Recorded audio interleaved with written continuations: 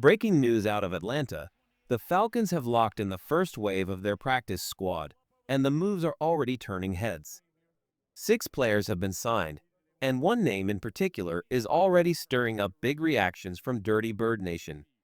This is where dreams either stay alive or fade away.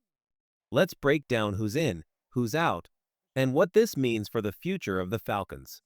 The Falcons have officially started building their practice squad, and right now 6 players have secured their spots. But let's be real, this list is far from finished. The most recent addition came just minutes before the update went public. Running back Carlos Washington Jr. signed his deal to keep chasing his NFL dream in Atlanta. That move set the tone, but before Washington, 5 other names had already been locked in. First on the list, quarterback Easton Stick. No surprise there. Stick didn't make the final 53-man roster, but the Falcons clearly saw enough to keep him around as a depth option. Some fans expected him to hold the QB3 job on the main roster, but instead he slides into the practice squad, a safety net if anything goes wrong behind starter Michael Penix Jr. and veteran Kirk Cousins. Now let's be honest about Stick's performance. It was a mixed bag. At times, he showed flashes of control, making the right reads and moving the ball efficiently. But there were also stretches where things looked rough, turnovers, missed throws, and drives that just fell apart. He's carved out a career as a reliable backup in the NFL, but this preseason showed why Atlanta isn't ready to trust him as a main option. Thankfully, the Falcons don't need him to be a star. They just need him ready, steady, and waiting in case the unexpected happens.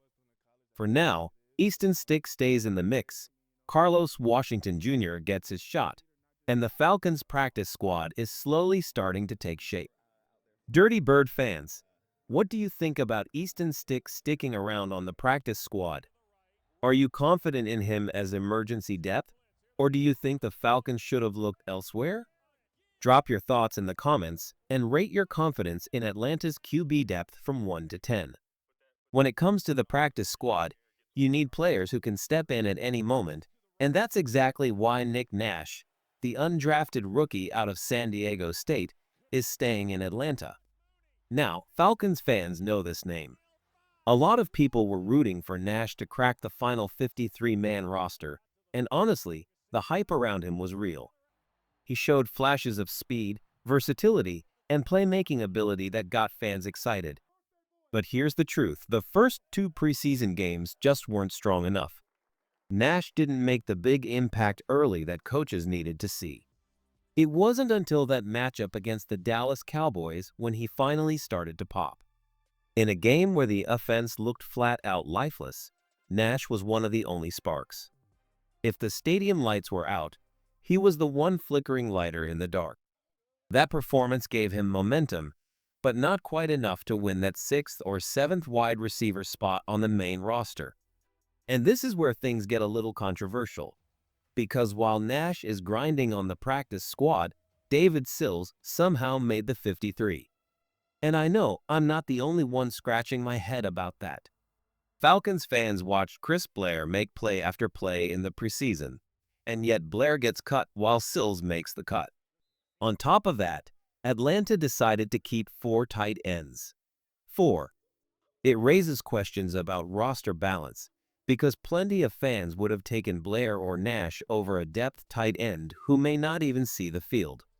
So here we are, Nick Nash survives as a practice squad stash. He's not done yet, though. If injuries hit or if the Falcons need a spark later in the season, Nash could still be the guy who gets called up. For now, he's just waiting for that one big opportunity. Falcons fans, let's settle this debate. Who would you have kept on the 53? Nick Nash, Chris Blair, or David Sills? Drop your pick in the comments and tell me if keeping 4 tight ends was the right move, or a huge mistake. Now let's get back to business, because the next name on the Falcons practice squad is a story worth talking about, Kobe Bryant. And no, not the NBA legend. This Kobe Bryant, the undrafted defensive back out of Kansas.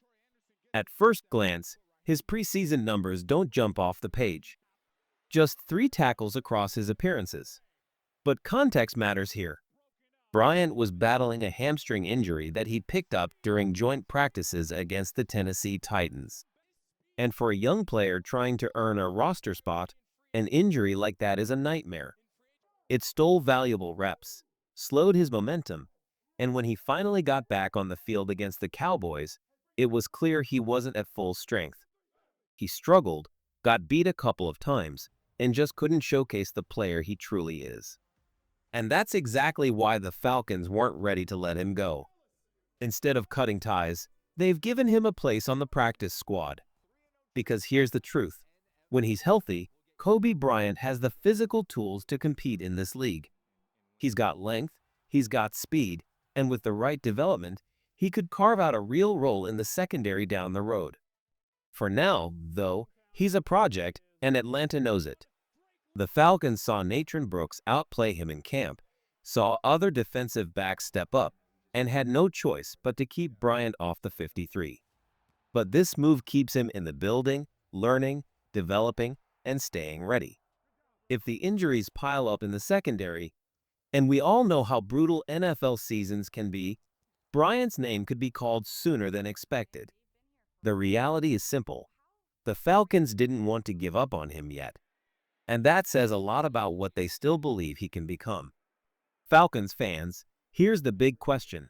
Between Nick Nash, Chris Blair, and Kobe Bryant, which player do you think got snubbed the hardest from the 53-man roster? Who do you believe has the best chance to make an impact later this year? Drop your answer in the comments. I want to hear where Dirty Bird Nation stands. Now let's get into the trenches, because the Falcons didn't just stop with skill players on the practice squad. They've been stacking the offensive line. And honestly, this was a move Atlanta had no choice but to make.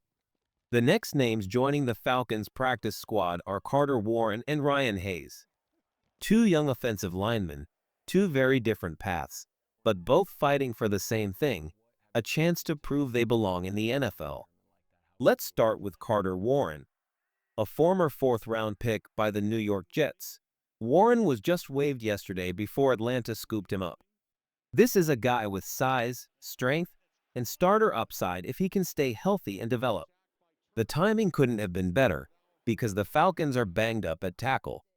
Storm Norton and Caleb McGarry are both dealing with injuries, and depth is suddenly a serious concern. Adding Warren isn't just a flyer, it's insurance for a position that could quickly become a problem if the injuries linger. Then there's Ryan Hayes, a 7th-round pick from the Miami Dolphins. Hayes isn't as polished, but he's athletic, he's coachable, and he brings depth to a group that desperately needs bodies. On the practice squad, he gets to learn without the pressure of being thrown straight into the fire.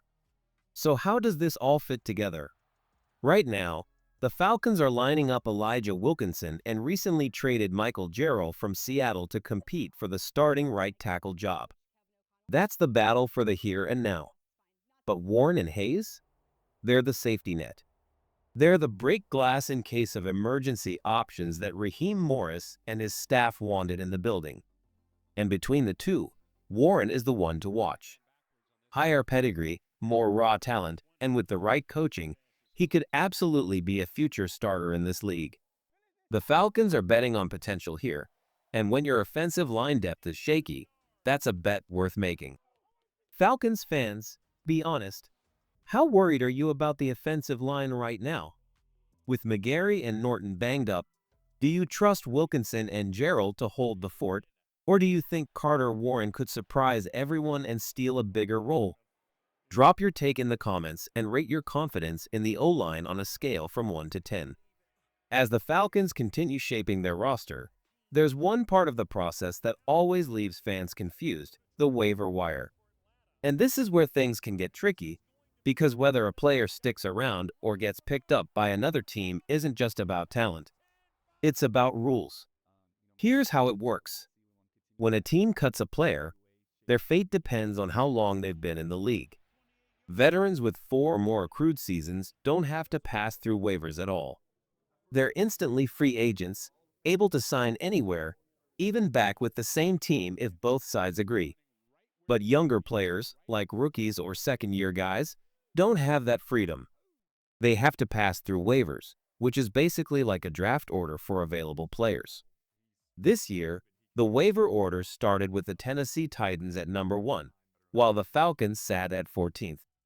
That means if Atlanta wanted a young cut player, they had to wait until every team above them passed. And it also meant that players like Nick Nash and Kobe Bryant had to clear waivers before the Falcons could scoop them back up for the practice squad. Luckily for Atlanta, they did clear, and that's why both of them are still in the building today. But while some players returned, others weren't as lucky. Chris Blair was one of the hardest cuts to swallow for fans who watched him shine in preseason. Then there's Kentavious Street, a player many believed had a real chance to fight his way into the defensive line rotation. Street had moments where he looked like he belonged, but in the end, the numbers game pushed him out. Even Morgan Fox's future is up in the air as of now, no official word yet. But it's another situation fans are watching closely. This is the brutal part of NFL roster cuts. Talented players, guys who left everything on the field, can still find themselves without a spot when the final 53 comes together. For Atlanta, the practice squad is a safety net, but it can't save everyone. Falcons fans, let's talk about it. Which departure stings the most for you? Chris Blair, Kentavious Street, or maybe another name? And how confident are you that the Falcons made the right choices with their practice squad pickups? Drop your takes in the comments. This is where Dirty Bird Nation gets loud.